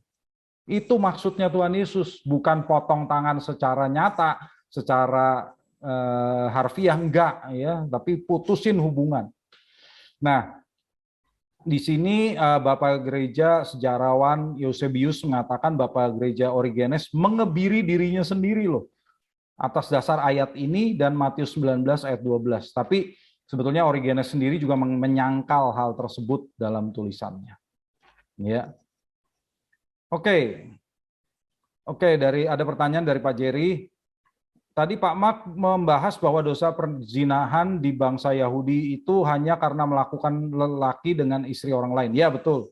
Jadi yang berbuat zina sesama masih lajang, apakah tidak ada hukumannya di bangsa Yahudi? Tidak ada, Pak. Jadi kalau di hukum Taurat itu bukan perzinaan. Ya. Tapi kalau Tuhan Yesus berkata, rohnya apa? Rohnya adalah kesucian pernikahan. Maka orang yang belum menikah lalu berhubungan itu menodai kesucian pernikahan karena mereka melakukannya tanpa komitmen, sehingga bagi Tuhan Yesus itu juga dosa. Tapi buat orang Yahudi yang mengikuti Taurat secara harfiah itu bukan dosa perzinahan. Ya, jelas ya. Oke, ada pertanyaan dulu sebelum kita lanjutkan? Ya, silakan. Mau tanya Pak Mak, ya. Untuk hukum perzinahan bangsa Yahudi ini hanya disorot bagi laki-laki aja yang punya hubungan dengan istri atau tunangan orang ya Pak? Betul. Jadi yang disoroti itu cuman laki-laki ya? Benar, betul. Berarti nanti yang mendapat hukuman laki-laki? Dua-duanya. Jadi kalau tadi kan dua-duanya ya. Jadi kalau ada laki-laki tidur sama istri orang, dua-duanya dihukum. Terus sehubungan dengan pelacur yang mau dirajam, yang mau dilempari, itu bagaimana Pak Mak? Karena dia kan seorang pelacur, dia tidak istri atau tunangan orang. Kenapa dia harus dihukum? Terus kedua, perzinahan, kalau dia memang perzinahan itu kan hukuman yang paling berat saat itu ya. Kenapa Tuhan Yesus malah membatalkan hukuman itu, padahal pada saat itu kan berlaku hukuman yang paling berat itu ya dia harus mati, dan itu merupakan perintah Allah juga gitu, benar nggak begitu Pak Mak? Iya betul. Jadi begini. Kenapa Tuhan Yesus membatalkannya gitu? Iya, jadi kalau yang dimaksud itu orang itu berzina, sudah pasti dia statusnya istri orang. Jadi kalau menurut orang Yahudi begitu. Jadi kalau pelacur, perempuan sundal gitu dalam bahasa Alkitab itu tidak berstatus istri orang. Ya. Ya. Jadi kalau dia dikatakan berzina sudah pasti dia statusnya istri orang gitu. Nah, lalu hukumannya apa? Betul dilempari batu, tetapi mengapa Tuhan Yesus tidak menghukumnya? Karena belas kasih. Belas kasih. Ya, Tuhan Yesus juga punya belas kasih dan dia tidak mau menghukum orang. Jadi kita bisa membayangkan loh, ini dosa yang sangat berat loh yang hukumannya mati. Jadi ini melambangkan, ya Tuhan Yesus juga nggak ingin menghukum kita sebetulnya. Makanya dia menyerahkan dirinya, dia lebih baik mati daripada menghukum kita. Hanya orang-orang yang nggak mau menerima pengorbanannya saja yang dihukum. Ya, jadi itu menunjukkan kasihnya yang begitu besar. Meskipun hukumannya secara tertulis itu hukuman mati, Tuhan Yesus berkata, enggak, aku nggak menghukum engkau. Bangun, jangan berdosa lagi mulai sekarang. Gitu kan? Ya, aku mengampuni kamu kok. Jangan berdosa lagi mulai sekarang. Ya kita pun begitu. Kita juga, Tuhan Yesus juga nggak ingin menghukum kita. Dia lebih baik mati daripada menghukum kita. Ya, itu menggambarkan belas kasih dia yang sangat tinggi. Ya, dan sebetulnya orang Yahudi pun nggak selalu kok menghukum orang yang berzina dengan hukuman mati, enggak. Nanti kita lihat kenapa ada surat cerai dan sebagainya. Jadi mereka pun juga nggak selalu lah istrinya berzina langsung disuruh dihukum, nggak semua orang begitu. Ya, meskipun tulisan hukumnya memang begitu. Ya, gitu ya, Gaya. Ya. Oke, Pak. Makasih. Ya. Oke, next. Ayat 31. telah difirmankan juga, siapa yang menceraikan istrinya harus memberi surat cerai kepadanya. Nah, di mana hukumnya? Ini ada di Ulangan 24 ayat 1. Ulangan 24 ayat 1. Jadi di hukum Taurat adanya di situ. Ulangan 24 ayat 1. Ulangan 24 ayat 1. Apabila seseorang mengambil seorang perempuan dan menjadi suaminya, dan jika kemudian ia tidak menyukai lagi perempuan itu, sebab didapatinya ia tidak senonoh padanya, lalu ia menulis surat cerai dan menyerahkannya ke tangan perempuan itu. Sesudah itu menyuruh dia pergi dari rumahnya. Ya, itu hukum perceraian ya. Jadi kalau ada orang punya istri, istrinya itu melakukan yang tidak senonoh, lalu suaminya jadi tidak suka lagi kepadanya, dia harus tulis surat cerai, lalu memberikannya kepada perempuan itu pergi. Hukumnya begitu. Ya, ini sekali lagi terjadi di zaman Israel kuno yang patriarkis, ya, yang benar-benar sentralnya itu orang laki-laki. Tadi makanya yang dikatakan Ega itu betul. Memang sentralnya orang laki-laki di zaman itu. Ya, hukum Taurat itu kan begitu. Nah, sebetulnya hukum Taurat ini pun sudah maju sekali, ya, karena mengangkat harkatnya perempuan. Ya, hukum perceraian itu kenapa dibuat? Karena ada prinsip seperti ini. Pertama, menjaga kekudusan pernikahan dari pencemaran karena ketidaksenonohan. Tadi kan dikatakan ada yang tidak senonoh, makanya laki-laki itu nggak suka lagi sama istrinya.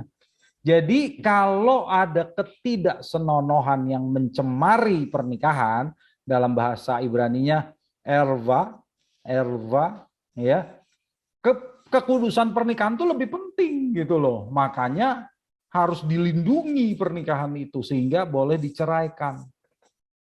Ya, itu alasan pertama. Yang kedua, prinsip kedua, kalau istri diceraikan, dia harus dilindungi. Jadi hukum Taurat itu melindungi perempuan juga agar dia tidak diusir begitu saja tanpa alasan. Ya, jadi kan kalau udah pergi sono, nah itu kan nggak fair buat si perempuan gitu loh. Ya, jadi harus dilindungi dia. Dan perlindungannya itu dilakukan dengan memberi status janda buat istrinya. Sehingga si istri itu tidak dianggap pelacur atau istri yang kabur dari suaminya. Nah, status janda itu penting di zaman itu.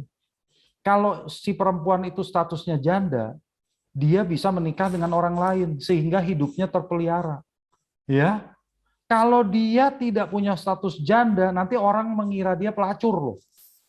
Atau istri yang kabur. Wah, ini lebih berat lagi nih.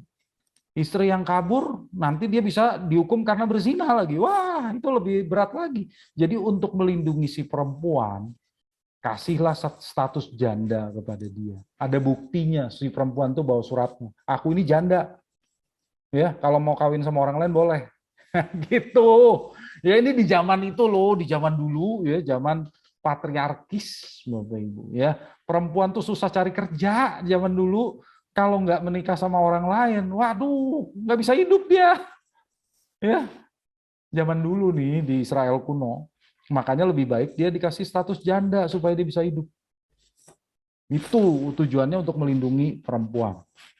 Nah, lalu kita lihat apa sih yang dimaksud tadi ketidaksenonohan? Erva, ketidaksenonohan itu apa? Di sini ada perbedaan pandangan oleh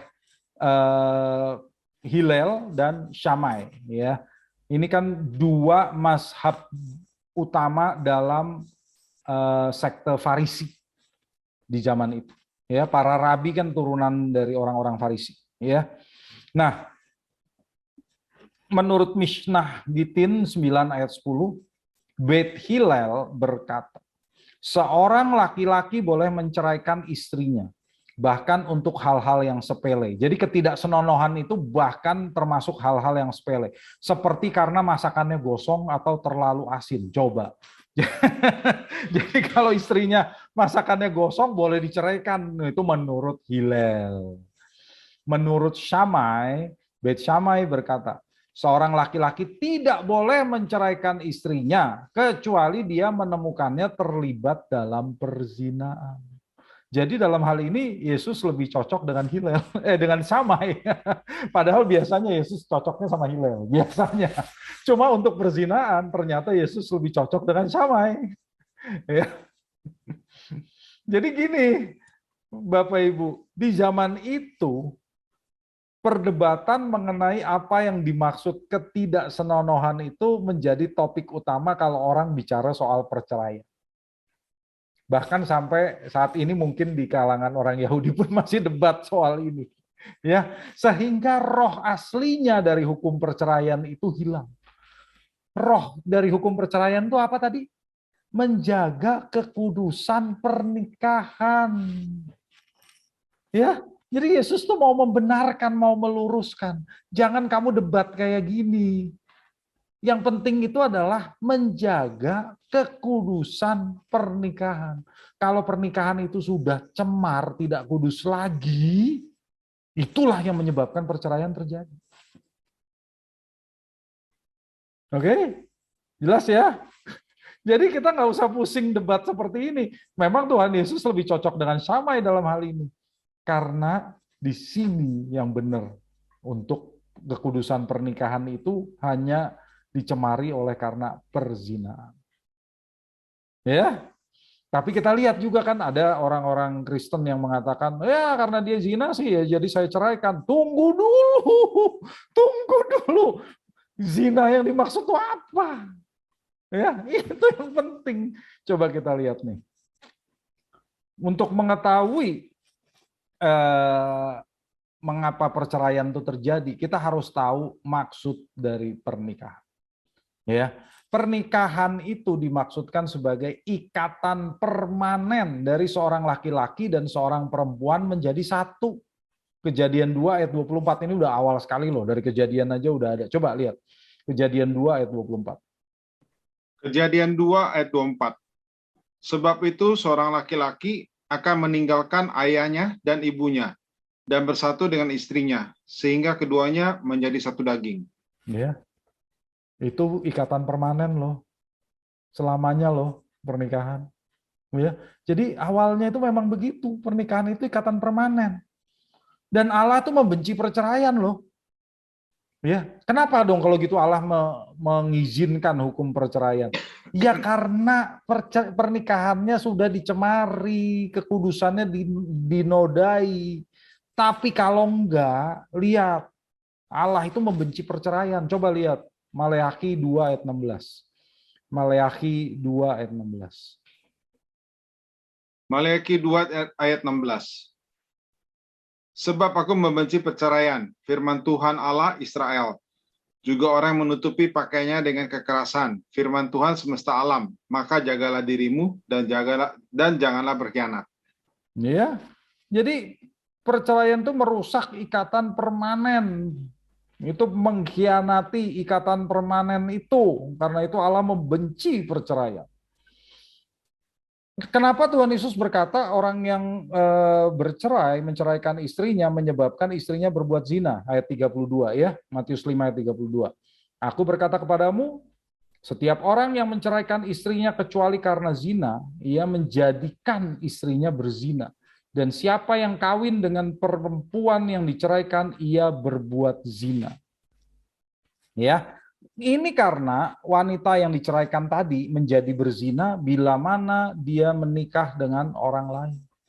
Ya, maksudnya begini, pernikahan itu kan dimaksudkan sebagai ikatan permanen.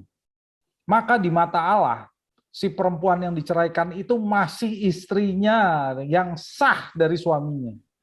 Kalau dia menikah dengan orang lain, maka orang lain itu ya menikahi istri orang lain, berarti itu hukum zina. Ya kan tadi perzinahan kan artinya ada laki-laki mau sudah menikah atau belum dengan istri orang lain.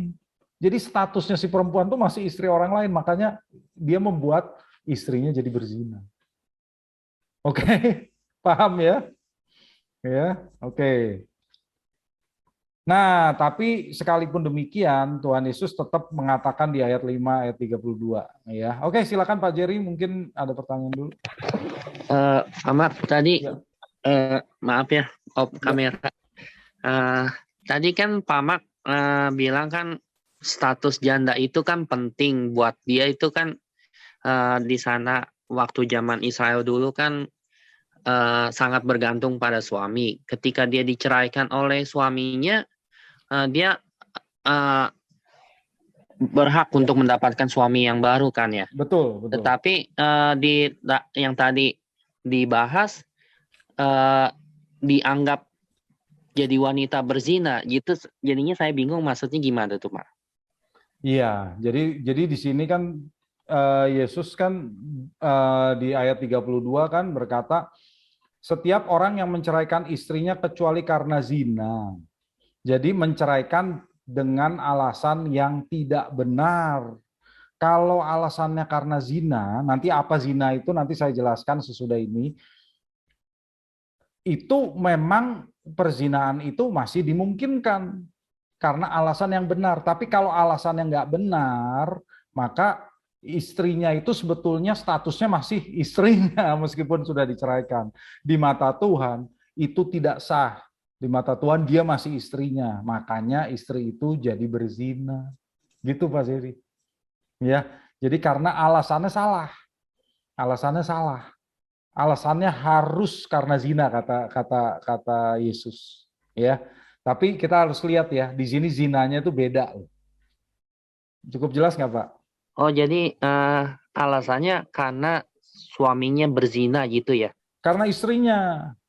Pokoknya ada istrinya yang di sini, kalau ini kan menceraikan istrinya kecuali karena zina. Jadi istrinya sudah berzina baru itu jadi alasan yang tepat. Tapi zinanya apa nanti sesudah ini saya jelasin. Oh iya. Ya. Terima kasih. Oke. Nah, jadi di ayat 32 ini kan tadi Tuhan Yesus berkata setiap orang yang menceraikan istrinya kecuali karena zina, ia menjadikan istrinya berzina. Pak Joni sebentar ya Pak, tanggung ya, mungkin dari ini dulu nanti saya jawab. Ya. Jadi perkecualiannya hanya karena perzinaan atau dalam bahasa aslinya pornia. Pornia. Nah, kata porno itu dari kata ini nih, pornia. Pornia itu artinya bukan perzinaan. Ya, jadi dalam bahasa aslinya Tuhan Yesus berkata, setiap orang yang menceraikan istrinya kecuali karena pornia, ia menjadikan istrinya berzina. Ia menjadikan istrinya mikevo. Nah, kalau berzina itu dalam bahasa Yunaninya mikevo. Bukan pornia.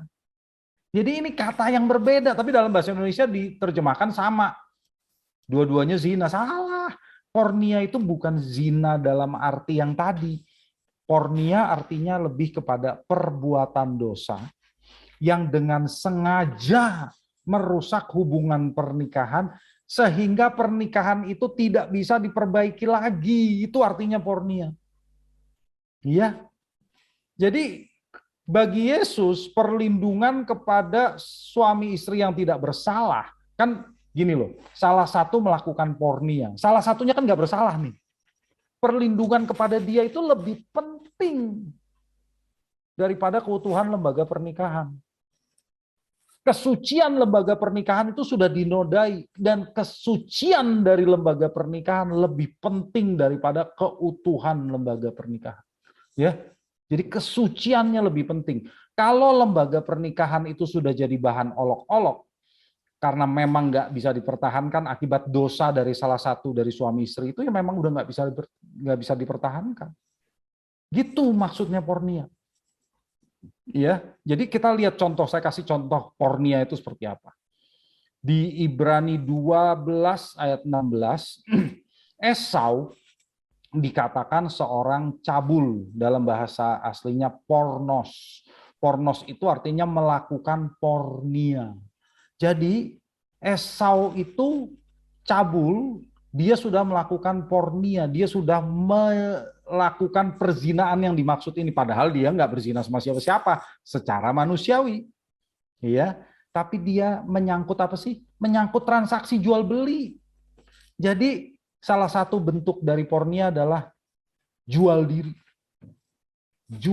seperti Esau, ya. Kemudian di Kisah Para Rasul 15 ayat 19 sampai 20, pornia juga menyangkut penyembahan berhala, yaitu ada pelacur di kuil berhala. Jadi yang kedua, pornia menyangkut penyembahan berhala. Dan juga di Alkitab selalu digambarkan bahwa pornia menyangkut hubungan yang tidak normal dan tidak alami. Jadi contohnya sesama jenis, dengan binatang, dengan saudara, kerabat yang masih saudara gitu ya, dan sebagainya itu masih termasuk.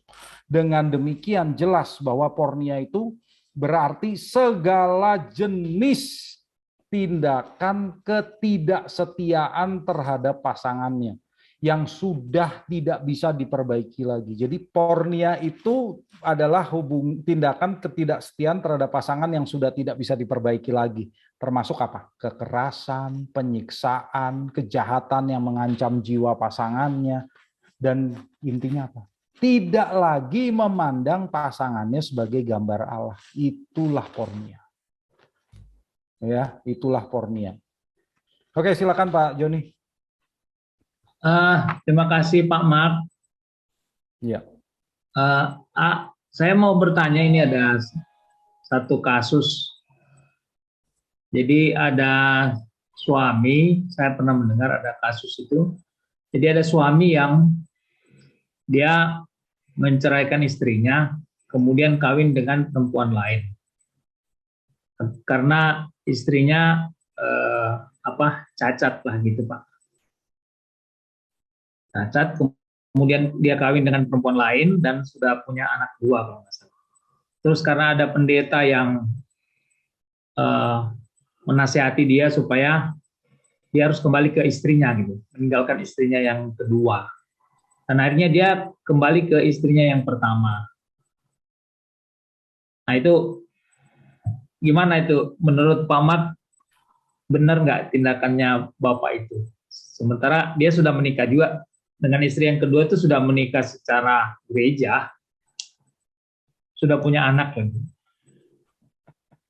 Wah, ini agak aneh gitu ya. Ini agak aneh ya.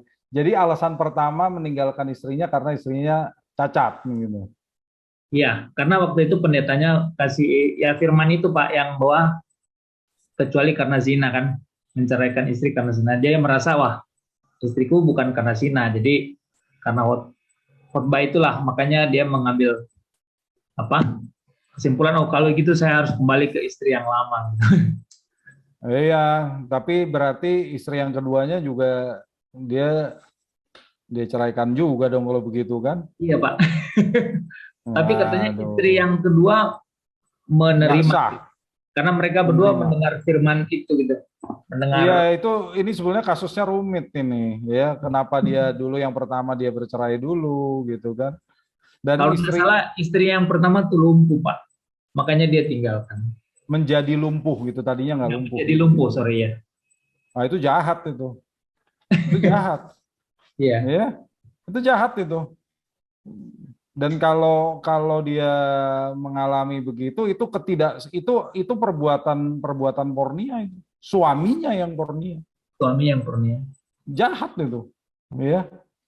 Dan kalau dia kembali ke istrinya yang pertama, lalu istri yang keduanya gimana? Kan ini juga aneh ya. Ya itu Pak. Nah, jadi dia punya 2 istri dong gitu kan. Istri yang kedua diceraikan kayaknya Pak. Iya, lalu tanggung jawabnya dia terhadap anak-anaknya gimana, gitu kan? Kan jadi rumit lagi tuh. Iya Pak. Yang sama istri pertama punya anak atau enggak? Kayaknya enggak Pak. Nah, itu kan aneh juga gitu ya. Ini sih udah salah semua berarti. Istri yang pertamanya sudah menikah dengan orang lain atau enggak? Enggak Pak, karena lumpuh kan. Ini udah salah semua berarti kalau begitu. Salahnya jadi malah berdobel-dobel jadi rumit Pak ya. Jadi rumit, betul ya. Jadi karena dia berdosa yang pertama, berdosa lagi kedua kalinya. Ya. Emang jadi rumit kalau kayak begitu ya. Mestinya yang penting kan dia memberikan menopang hidup istrinya yang pertama. Kalau dia udah sadar dia bersalah gitu. Ya, tapi bukan lalu meninggalkan istrinya yang lain. Sekarang jadi meninggalkan orang lain lagi kalau begitu. Mungkin kalau Ya kan? bijaksana gimana Pak? Apa tetap dengan istri kedua tapi ya mungkin membantu sekedarnya aja ke istri pertama dan Bukan membantu sekedarnya, itu tanggung jawab dia. Itu tanggung jawab dia kalau menurut saya. Ya, itu tanggung jawab dia. Tapi dia nggak boleh juga lalu meninggalkan yang kedua karena dia juga sudah punya anak-anak. Makanya ini jadi rumit. Ini iya. kan hukum, ini kan kita harus melihat dengan hati loh, bukan karena tertulis demikian. Jadi kalau kita cuma membaca karena zina, kita baca teksnya karena zina, jadi salah. Itu kan bukan zina, itu pornia. Ya. Jadi orang ini sudah melakukan pornia. Ya memang kalau yang harus dia lakukan adalah bertobat. Tapi bukan berarti dia lalu berbuat dosa lagi terhadap orang lain. Kalau kayak begini kan artinya dia berbuat dosa lagi dengan orang lain kan? Ya kan?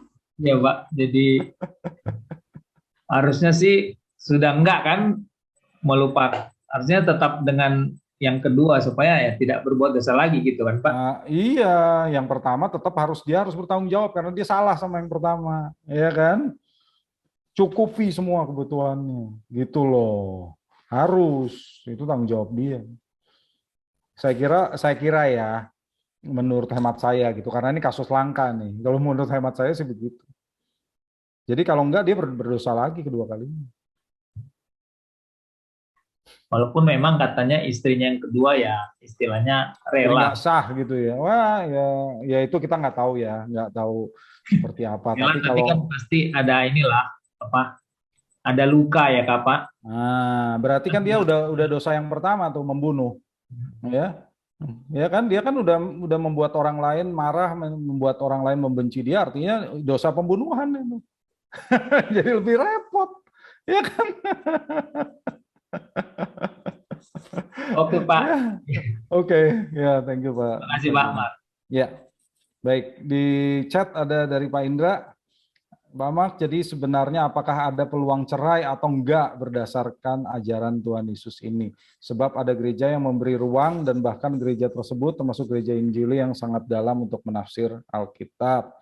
Apakah gereja lebih baik berposisi abstain dalam memberikan pemberkatan nikah kedua bagi jemaat yang mengajukan atau jemaat cerai secara hukum dengan segala alasan lalu minta kawin lagi? Oke, jadi kalau ditanyakan apakah ada peluang, ya jelas ada, kita nggak bisa mengatakan nggak ada. Tetapi sebagai orang percaya yang menikah, kita harus memustahilkan perceraian itu.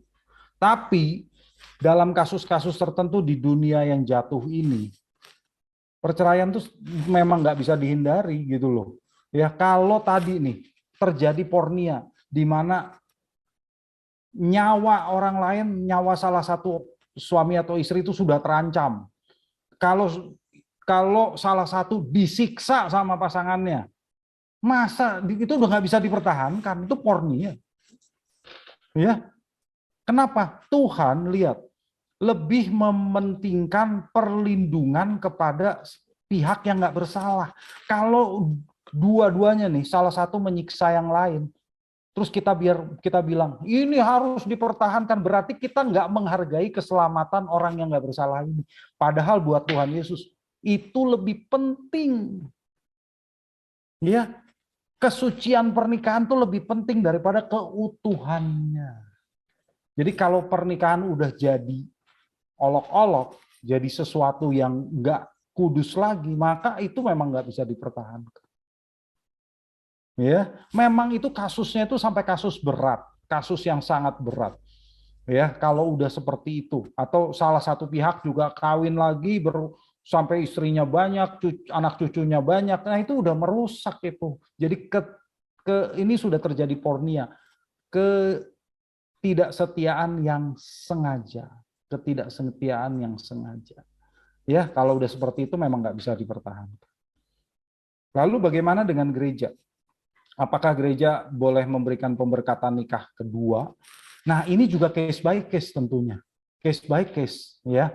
Kalau orang itu memang mengalami yang tadi nih, perceraiannya seperti ini, ya, perceraiannya seperti ini, memang kasusnya itu kasus berat, ya. Tapi kalau kasusnya juga bukan karena ini, Tapi karena dia nggak mengerti, mungkin karena dulu belum percaya atau sebagainya, ya, maka gereja juga nggak bisa menghukum mereka loh. Ya, gereja nggak bisa menghukum mereka. Lihat, Tuhan Yesus aja nggak menghukum perempuan yang berzina loh. Apalagi kita, ya kan? Apalagi kita. Kalau Tuhan Yesus saja berbelas kasihan, masa gereja nggak berbelas kasihan? Kan intinya begitu. Makanya kita lihat case by case. Dalam kasus-kasus tertentu kita harus cek benar. Dan kita minta hikmat Tuhan. Boleh atau enggak Tuhan? Kalau memang kita dari penilaian secara etis memungkinkan pernikahan kedua, ya udah. Ya jelas nggak, itu tidak disalahkan karena kita berbelas kasih kepada orang itu. Mereka sudah salah, mereka sudah bertobat, ya jangan dihukum lagi. Ya kan? Intinya kan begitu, ya. Oke. Belas kasih itu penting, intinya begitu ya. Ya, tentunya pertimbangan etis ini memang nggak sederhana ya. Kita harus pertimbangkan case by case. Baik, selanjutnya saya masuk aplikasi, lalu kita bisa bertanya lagi nanti sudah ini. Pertama tadi hukum pembunuhan itu aplikasinya adalah menghargai gambar Allah. Jadi manusia itu diciptakan menurut gambar Allah dan karenanya kita tidak boleh melakukan segala sesuatu yang merendahkan martabat orang lain. Itu sama dengan membunuh. Ya. Hukum jangan membunuh itu didasarkan pada penghargaan terhadap orang lain sebagai gambar Allah. Karena itu, orang Kristen bertanggung jawab untuk berdamai dengan orang lain kalau kita salah. Karena hubungan antar manusia harus mencerminkan kemuliaan Allah Tritunggal. Kalau kita bersalah kepada orang lain, ya minta maaf. Ya, minta maaf. Kita harus mengampuni orang lain kalau orang lain bersalah pada kita. Tapi kalau kita yang bersalah kepada orang lain, ya kita tidak dapat memaksa orang lain mengampuni kita. Ya tadi udah dibahas nih ya. Jadi kalau kita bersalah pada orang lain dan kita minta maaf, orang itu tidak mau memaafkan kita, ya udah, kita harus menerima kondisi itu. Karena itulah yang harus kita lakukan apa? Senantiasa berhati-hati dalam bertindak, dalam berkata-kata, agar kita tidak menyakiti orang lain. Ya, supaya kita nggak perlu minta maaf sama orang lain, karena kita bersalah sama dia. Ya yang benar hidup kita itu aja. Ya supaya ini dosa ini nggak kita lakukan, dosa berat ini. Oke, yang kedua aplikasinya adalah kesucian pernikahan. Kehadiran kerajaan Allah yang dibawa oleh Yesus membawa orang-orang percaya sebagai warga kerajaan Allah ke dalam pernikahan suci yang dikehendaki Allah sejak semula. Karena itu orang percaya harus berkomitmen kepada pernikahannya. Sehingga segala jenis bentuk keinginan dan memberi diri kepada orang lain tanpa komitmen itu perzinaan. Ya, jadi ingat ya, kalau kita memberi diri kepada orang lain, meskipun itu baru keinginan, itu perzinaan. Ya, mengingini orang lain tanpa komitmen itu perzinaan. Mau dia istri orang lain kek, bukan masih lajang kek, kitanya juga masih lajang kek, atau sesama jenis pun itu perzinahan. Jadi hukumnya adalah kesucian pernikahan. Itu yang diajarkan oleh Tuhan. Ya, dan satu lagi kesetiaan dalam pernikahan itu juga penting. Pernikahan itu lembaga yang kudus sehingga harus kita jaga keutuhannya, jangan dihancurkan. Kalau kita tidak setia kepada pasangan, berarti kita tidak setia kepada Allah. Karena Allah yang mempersatukan. Berarti orang yang tidak setia kepada pasangannya itu tidak setia kepada Allah. Karena pernikahan itu kan tiga pihak.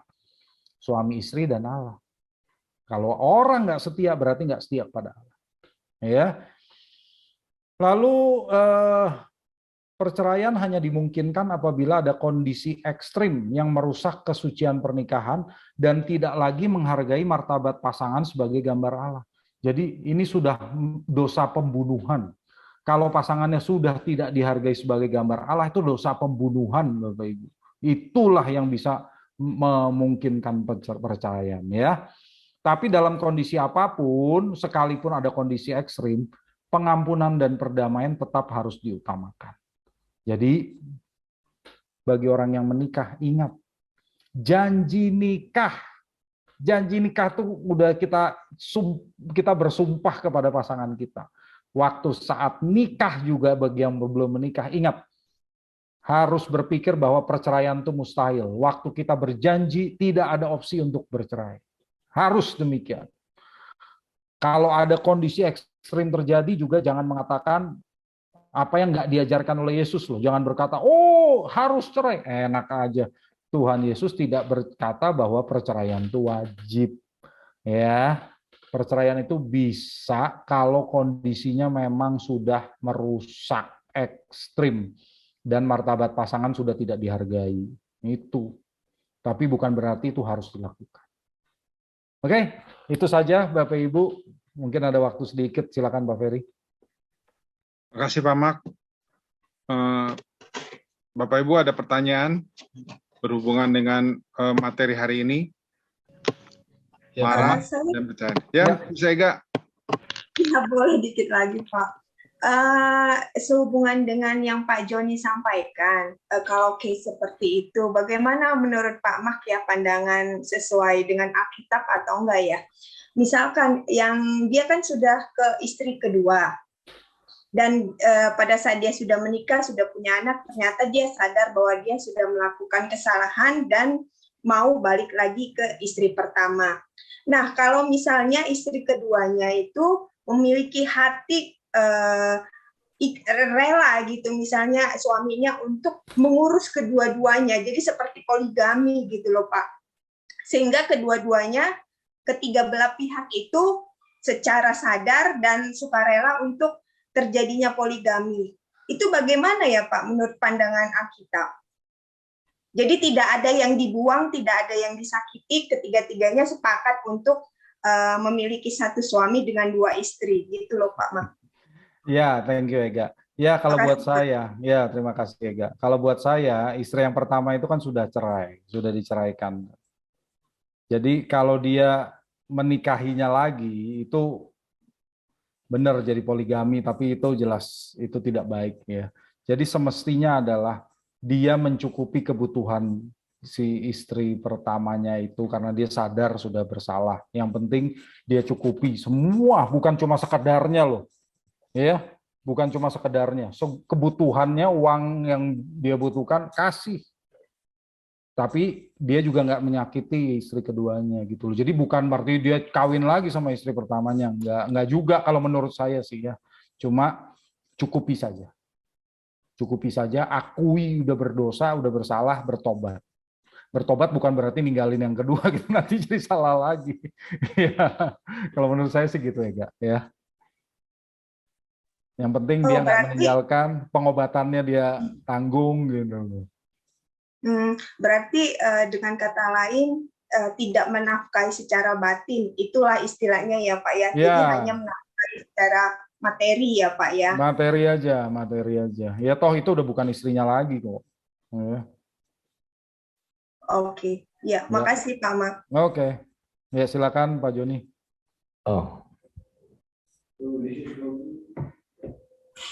Terima kasih atas kesempatan Pak Mark. Saya mau bertanya, saya belum jelas yang Pak Mark bilang tadi itu bahwa yang penting dari pernikahan itu bukan menjaga lembaganya, tapi menjaga apanya tadi Pak? Kekudusannya. Nah itu maksudnya gimana Pak Mark? Jadi begini Pak, kalau orang ya di antara suami istri ini sudah merusak kekudusan pernikahan dengan cara apa? Dengan cara tidak menghargai gambar Allah pada pasangannya. Itu kan dosa pembunuhan. Udah nggak menghargai pasangan sebagai gambar Allah itu kan dosa pembunuhan. Sehingga lembaga pernikahan ini nggak kudus lagi. Kekudusannya sudah dinodai dengan pornia tadi. Ya, caranya pornia itu Pak ya. Iya, jadi dengan cara dia udah menyiksa pasangannya gitu. Saya nggak ngomong suami istri ya, istri menyiksa suami juga ada. Itu ada kasusnya barusan ini. Ya kalau Bapak Ibu mengikuti kasus Johnny Depp, ya istrinya yang nyiksa suaminya loh. Jadi terjadi juga. Nah, kalau yang seperti itu terjadi, kekudusan lembaga pernikahan sudah dinodai. Dan bagi Tuhan, kekudusan lembaga pernikahan lebih penting daripada keutuhannya. Ya, jadi kalau udah nggak bisa dipertahankan itu karena kekudusannya sudah dinodai. Gitu, Pak. Jadi kekudusan yang yang lebih penting, Pak, ya. Kekudusan dan juga keselamatan dari pihak yang nggak bersalah. Ya, jadi kalau udah mengancam jiwa jangan dipaksa. Pokoknya masih harus. Lah ini pasangannya orang gila gimana gitu kan? Pasangannya kejam, udah membahayakan nyawa. Masa kita biarin, terus dia akhirnya mati lagi. Waduh, gimana tuh? Ya. Oke, Pak, pertanyaan terakhir ini. Ya. Saya penasaran, sampai sekarang apakah yang tradisi Israel itu melempari orang yang berzina itu, apakah masih ada sampai sekarang? Masih terjadi atau itu cuma masa lalu gitu? Gini, sebetulnya di masa Yesus pun kalau itu dilakukan, maka yang melakukannya bisa dihukum oleh penjajah Roma, karena pemerintahannya Roma kan, ya. Itu bertentangan dengan itu pembunuhan, Pak. Kalau secara Roma ya, hukum Roma itu boleh, sama orang Roma nggak boleh lemparin orang dengan batu, nggak boleh, itu bisa ditangkap. Ya, jadi itu jebakan juga, jebakan itu juga jadi kayak terrem gitu, Pak, ya, tradisi Yahudi. Iya, jadi sekarang pun tidak gitu ya, karena ada hukum negara kan ya.